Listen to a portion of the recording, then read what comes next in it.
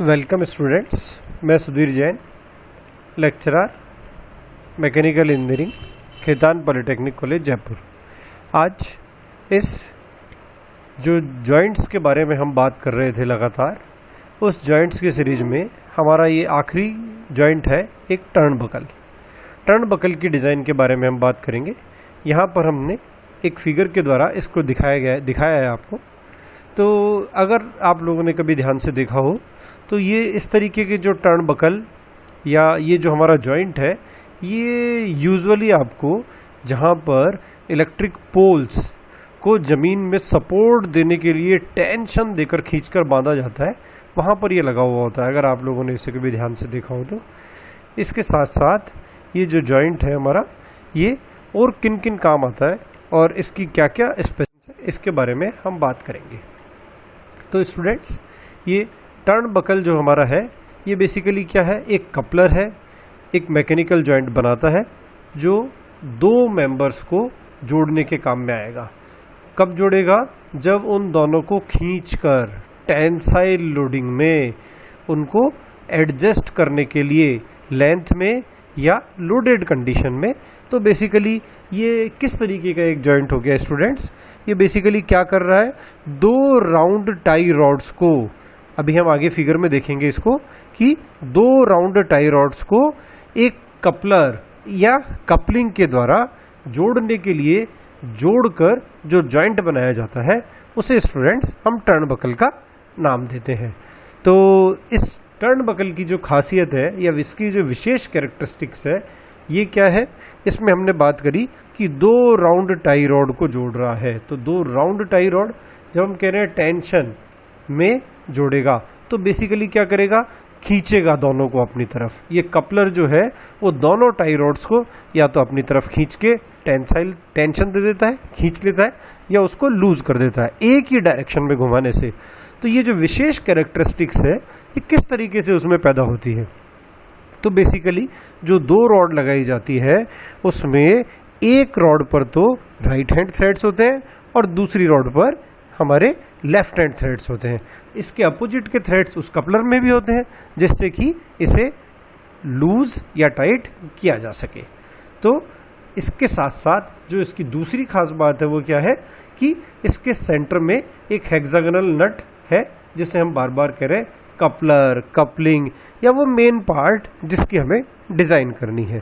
तो ये हेक्सागोनल भी है, ये रेक्टेंगुलर शेप में भी हो सकता है सेंटर पे, और दोनों एंड्स पर राउंड होता है, गोलाकार बना हुआ होता है, जिससे कि इसे बड़ी आसानी से टाइट और लूज एक स्पैनर की सहायता से बड़ी आसानी से किया जा सके। या कभी कभी हम इसमें टॉमी वार या एक जिसे हम कह देते हैं राउंड आयरन रॉड, बीच में हम इसमें इंसर्ट करके बड़ी आसानी से इसे रोटेट कर सकते हैं।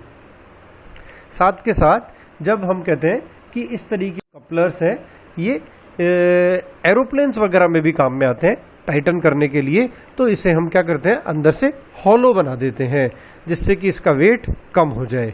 और जो मटेरियल है टाई रॉड का और कपलर का, वो दोनों सेम भी हो सकते हैं एज पर दी एप्लीकेशन, और अलग अलग भी हो सकते हैं, जिस तरीके से भी हमारी कैरेक्टरिस्टिक्स है, रिक्वायरमेंट है। तो और इसके अलावा इसकी और क्या क्या एप्लीकेशंस है, तो रूफ ट्रस जो होती है, छत जो बनाई जाती है स्ट्रक्चर के द्वारा, उसके भी मेंबर्स को टाइट करने के लिए ये काम में आता है। और मैकेनिज्म जब हम काम लेते हैं, बनाते हैं, कोई ट्रांसमिशन में मैकेनिज्म हम काम में लेते हैं, तो मोशन को ट्रांसफ़र करने के लिए उनके जो लिंक्स हैं उनको एक दूसरे की तरफ टाइट खींचकर बांधने के काम में आता है। रेलवे वैगन्स में भी ये काम में लिए जाते हैं। और अभी हमने शुरुआत में बात की कि टाइटन द केबल और stay ropes of electric distribution poles, साथ के साथ में ये जो हाई टेंशन लाइंस होती है, उसके जो इलेक्ट्रिक वायर्स होते हैं, उसको भी जब आपने देखा होगा तो बहुत ही टेंशन देकर हम उसे खींचकर बांधते हैं, तो वहाँ पर भी इसे हम लेते हैं। तो स्टूडेंट्स, यहाँ पर देखो, शुरुआत में हमने इसका वो पिक्चर दिखाया जो इंडस्ट्रियल एप्लीकेशन का है। यहाँ पर हम अब आपको वो पिक्चर दिखा रहे हैं जो बेसिकली हम डिज़ाइन करने जा रहे हैं, और इसी में मॉडिफिकेशन करके वो डायग्राम्स को हम बनाते हैं। तो देखो स्टूडेंट्स, यहाँ पर आपको एक रॉड दिखाई है, वो लेफ्ट हैंड थ्रेडेड है, एक रॉड दिखाई है वो दूसरी साइड में है, वो राइट हैंड थ्रेडेड है। और दोनों साइड में लोड हमने लगा रखा है P। ऊपर की तरफ कपलर है बीच में, और साइड्स में जहाँ पर कपलर में थ्रेड्स बने हुए हैं वहाँ पर उसे हमने नाम दिया है कपलर नट। और कपलर का इनसाइड का डायमीटर D1, कपलर के आउटसाइड का डायमीटर D2, कपलर नट का आउटसाइड डायमीटर D, और जो हमारी टाई रॉड्स हैं इनका डायमीटर DC, D, ये डायमीटर्स यहाँ पर पिक्चर में आ रहे हैं। तो इसके लिए हमने यहाँ पर जो नोटेशन है, हमारे जो सिंबल्स हैं, इसकी कपलर नट की जो देखो कपलर की जो थिकनेस है वो T दिखाई है। तो ये सारी की सारी जो डायमेंशंस है उनको हमने आगे हमारे नोटेशंस के रूप में यहाँ पर रिप्रेजेंट किया है। तो देखो स्टूडेंट्स, P एक्सियल लोड दोनों साइड में लगाया हुआ है हमने, DC core diameter of the threaded rod, D0 nominal diameter of thread और diameter of tie rod, L length of coupler nut पिछले चित्र में हमने वहाँ पर दिखाई हुई है, P pitch of threads, N number of threads पर मिलीमीटर लेंथ इन कॉन्टैक्ट, और D D1 D2 ये आउटसाइड के डायमीटर्स, इनसाइड के डायमीटर्स कपलर और कपलर नट के हैं, ये बनाए हुए हैं। और कैपिटल L से हमने रिप्रेजेंट किया है length of the coupler between nuts, T1 thickness of the coupler, T thickness of the coupler nut, sigma T permissible tensile stress, shear stress को हमने टॉ से रिप्रेजेंट किया है, और क्रशिंग स्ट्रेस को सिग्मा CR से हमने रिप्रेजेंट किया है। तो देखो स्टूडेंट्स, हमने कहा कि हमारा जो ये टर्न बकल है ये एक्सियल लोड P लगाया है इस पर, और किस तरीके से लगाया है कि हमने इसको पुल किया है, टेंसाइल स्ट्रेसेस वहाँ पर जनरेट कर दी है। तो जब हम टेंसाइल स्ट्रेसेस के बारे में हम बात करते हैं तो हमारा जो सबसे पहला फेलियर बनता है रॉड के ऊपर वो कौन सा बनता है? Tensile failure of the rod. तो बेसिकली फेलियर्स में जाने से पहले या डिज़ाइन में जाने से पहले हम बात करें जनरल, बिल्कुल परसेप्शनल की, कि हम आगे इस प्रॉब्लम को किस तरीके से टैकल करेंगे। तो जो हमारा सिग्मा T है उसका वैल्यू क्या हो जाएगा? Stress is equal to load upon area. Area कौन सा कंसिडर होगा students? Minimum cross section area. तो मिनिमम क्रॉस सेक्शन कौन सा है वहां पर हमारे पास टाई रॉड पर? एरिया डायमीटर कौन सा हो जाएगा? DC। तो एरिया उसका हो जाएगा π/4 DC²। तो लोड अपॉन एरिया हम यहाँ पर कर देंगे। ठीक है स्टूडेंट्स। अब इससे हम वहां पर जो टेंसाइल स्ट्रेसेस जनरेट होगी वो कैलकुलेट कर पाएंगे। अब देखिए स्टूडेंट्स, हमने बात की थी कि टर्न बकल को बीच में स्पैनर और आयरन रॉड से इंसर्ट करके हम रोटेट करते हैं और घुमाते हैं। तो जब हम रोटेट करते हैं तो बेसिकली जॉइंट में एक टॉर्क डेवलप होता है। टॉर्क का फार्मूला अगर हम देखें तो किस तरीके से बनेगा? T बराबर P tan alpha plus phi और मल्टीप्लाइड बाय dp/2। ये dp क्या है हमारा? dp हमारा डायमीटर है किसका? थ्रेड्स का, पिच सर्कल डायमीटर उसका, या मीन डायमीटर। तो स्टूडेंट्स यहाँ पर हमें ये बात क्लियर हो रही होगी कि एक तो स्ट्रेस हमारे आई है यहाँ पर टेंसाइल स्ट्रेस, और दूसरी स्ट्रेस अब आने जा रही है हमारी टॉर्क के कारण। कौन सी स्ट्रेस पिक्चर में आ जाएगी स्टूडेंट्स? Shear stress. तो शियर स्ट्रेस के लिए जो हमारा फार्मूला है वो क्या बन जाता है? T/J multiplied by dp divide by 2। ये बेसिक फार्मूला है हमारा स्ट्रेस का।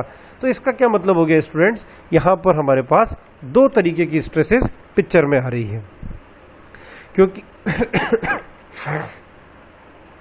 तो इसका ये मतलब हो गया कि हमारा जो जॉइंट है वो टेंसाइल और शियर स्ट्रेस पर सब्जेक्टेड है।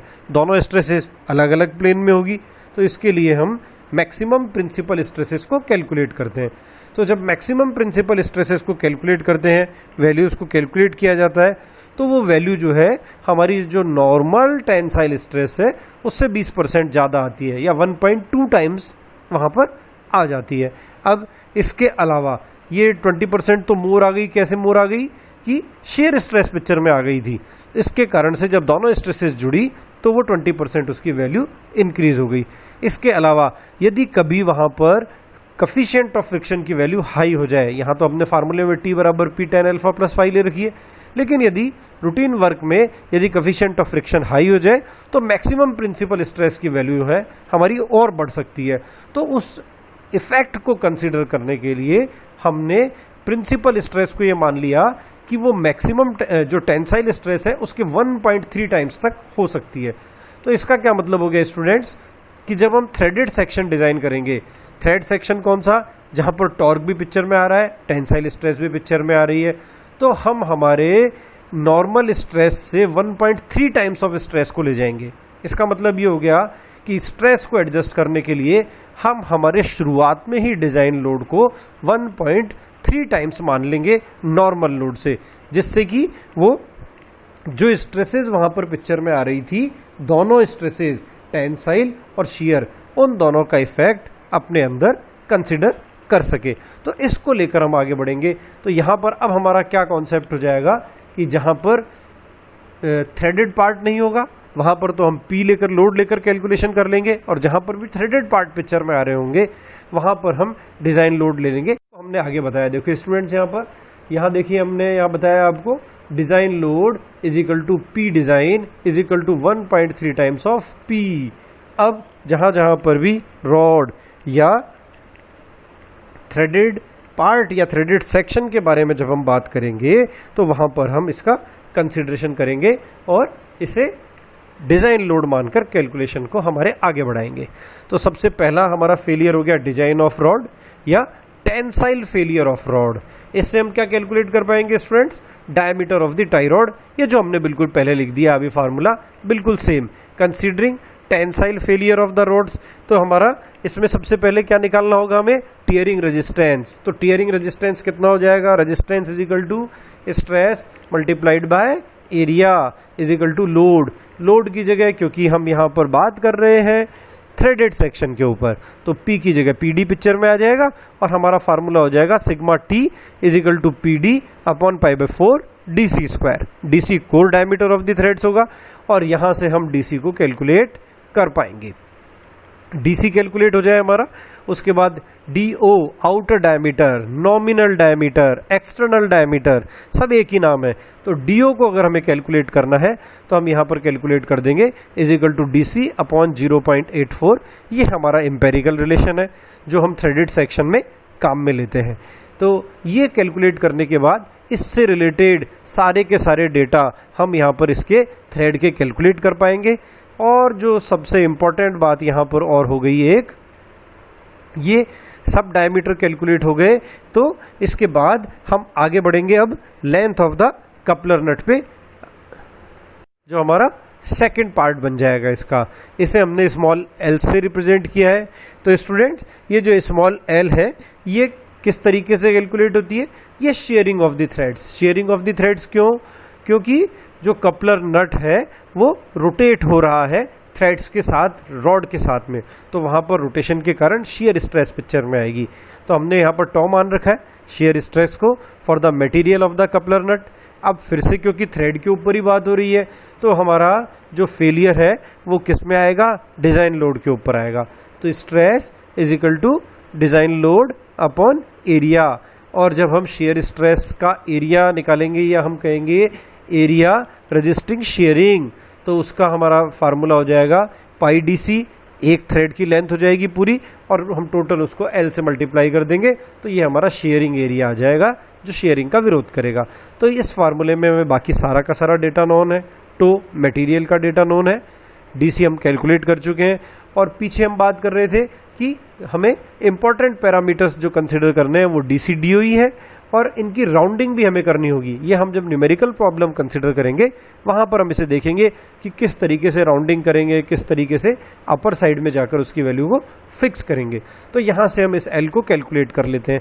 अब ये जो L कैलकुलेट हो गई, इस L को हम एम्पेरिकल रिलेशन से चेक करेंगे कि इसकी कितनी आ रही है। तो देखो स्टूडेंट्स, यदि स्टील हम काम में ले रहे हैं तो L की वैल्यू जो है वो D0 से लेके 1.25 D0 तक होती है। इससे यदि छोटी है तो हमें वैल्यू को इंक्रीज करना होगा।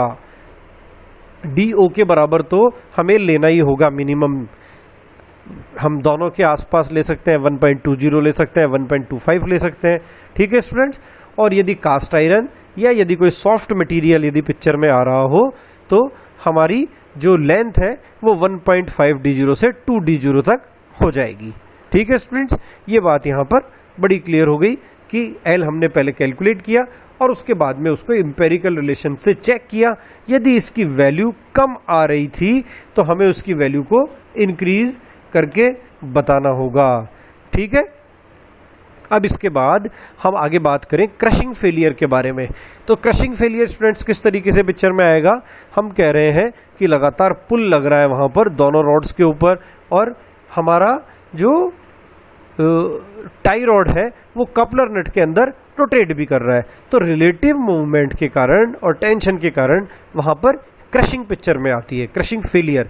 तो हम अगर क्रशिंग रेजिस्टेंस का फार्मूला निकालें यहाँ पर तो हमारा फार्मूला हो जाएगा π/4 DO square minus DC square. ये तो एक थ्रेड की बात हो गई। तो अगर हम पूरी की पूरी लेंथ कंसिडर करना हो तो मल्टीप्लाइड बाई n, n को हमने बताया था कि number of threads per unit length in contact और L जो है हमारी टोटल लेंथ थी वहां पर। ठीक है स्टूडेंट्स, और n की वैल्यू को यदि मैं कैलकुलेट करूं तो ये हमारी आ जाती है 1/पिच। पिच कहां से आएगी, वो जो DO DC हमने पहले कैलकुलेट किए थे, पिच वहीं से कैलकुलेट होगी, पिच ऑफ द थ्रेड्स। तो ये सिग्मा CR की वैल्यू, ये क्योंकि फिर से सारा का सारा काम थ्रेडेड पार्ट के ऊपर ही हो रहा है। तो स्टूडेंट्स यहाँ पर ये ध्यान रखने की बात होगी कि अभी भी हमारा लोड जो है वो डिजाइन लोड ही कंसिडर होगा।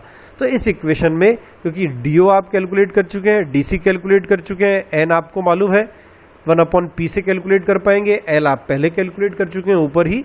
तो यहाँ पर अब आप सिग्मा CR कैलकुलेट कर पाएंगे। तो सिग्मा CR कैलकुलेट होने के बाद हमें क्या करना है, जो गिवन क्रशिंग स्ट्रेस है उसकी वैल्यू को इस सिग्मा CR से कंपेयर करना है। ये हमारी वो वैल्यू है इंड्यूस्ड क्रशिंग स्ट्रेस। इसकी वैल्यू आपकी जो गिवन या परमिसिबल क्रशिंग स्ट्रेस है उससे हमेशा कम होनी चाहिए। यदि कम होगी तो हमारा जॉइंट जो है वो।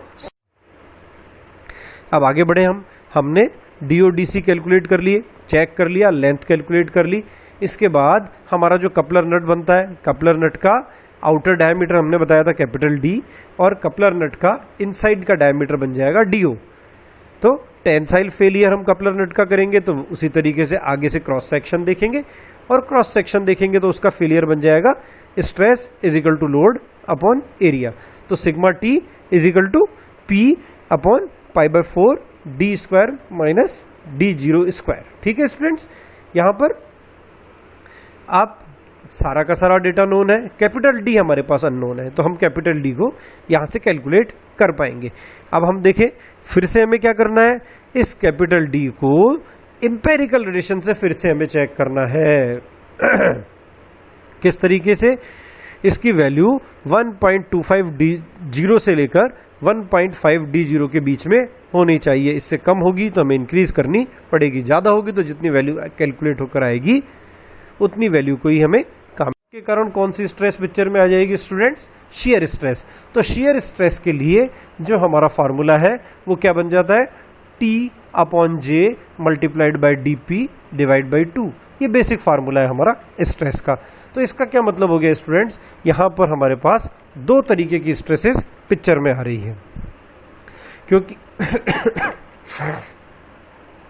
तो इसका ये मतलब हो गया कि हमारा जो जॉइंट है वो टेंसाइल और शियर स्ट्रेस पर सब्जेक्टेड है। दोनों स्ट्रेसेस अलग अलग प्लेन में होगी।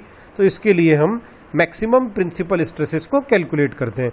तो जब मैक्सिमम प्रिंसिपल स्ट्रेसेस को कैलकुलेट करते हैं, वैल्यूज को कैलकुलेट किया जाता है, तो वो वैल्यू जो है हमारी जो नॉर्मल टेंसाइल स्ट्रेस है उससे 20% ज़्यादा आती है या 1.2 टाइम्स वहाँ पर आ जाती है। अब इसके अलावा ये 20% तो मोर आ गई। कैसे मोर आ गई कि शेयर स्ट्रेस पिक्चर में आ गई थी, इसके कारण से जब दोनों स्ट्रेसेस जुड़ी तो वो 20% उसकी वैल्यू इंक्रीज हो गई। इसके अलावा यदि कभी वहाँ पर कफिशिएंट ऑफ फ्रिक्शन की वैल्यू हाई हो जाए, यहाँ तो हमने फार्मूले में T बराबर P tan alpha plus phi ले रखी है, लेकिन यदि रूटीन वर्क में यदि कफिशिएंट ऑफ फ्रिक्शन हाई हो जाए तो मैक्सिमम प्रिंसिपल स्ट्रेस की वैल्यू है हमारी और बढ़ सकती है। तो उस इफेक्ट को कंसिडर करने के लिए हमने प्रिंसिपल स्ट्रेस को ये मान लिया कि वो मैक्सिमम जो टेंसाइल स्ट्रेस है उसके 1.3 टाइम्स तक हो सकती है। तो इसका क्या मतलब हो गया स्टूडेंट्स कि जब हम थ्रेडेड सेक्शन डिजाइन करेंगे, थ्रेड सेक्शन कौन सा, जहां पर टॉर्क भी पिक्चर में आ रहा है, टेंसाइल स्ट्रेस भी पिक्चर में आ रही है, तो हम हमारे नॉर्मल स्ट्रेस से 1.3 टाइम्स ऑफ स्ट्रेस को ले जाएंगे। इसका हमारी एक तो लेंथ रह गई, length of the coupler nut L is equal to 6d0। ये सब एम्पेरिकल रिलेशंस है, ये आपको एज इट इज लर्न करने होंगे। Thickness of the coupler T is equal to 0.75d0 और thickness of the coupler nut T1 is equal to 0.5d0। Coupler की जो थिकनेस है वो 0.75d0 रहेगी और कपलर नट की जो थिकनेस है वो 0.5d0 कैलकुलेट करनी होगी आपको। तो यहाँ पर ये जो हमने पूरी बात की, अब हम इसका एक न्यूमेरिकल देखेंगे आगे हमारे अगले वीडियो लेक्चर में, जिससे कि हमारा ये पूरा का पूरा कॉन्सेप्ट क्लियर हो जाए। तो ये यहाँ पर आपको ये बात क्लियर बिल्कुल समझ में आ गई होगी कि जो हमारा टर्न बकल है ये किस तरीके का जॉइंट है और किस तरीके की एप्लीकेशंस में ये काम आता है। ये बड़ा ही जनरल जॉइंट है, हमें जनरल लाइफ में बड़ी आसानी से नजर आता है यदि आप लोग कभी ध्यान से देखें तो। Okay students,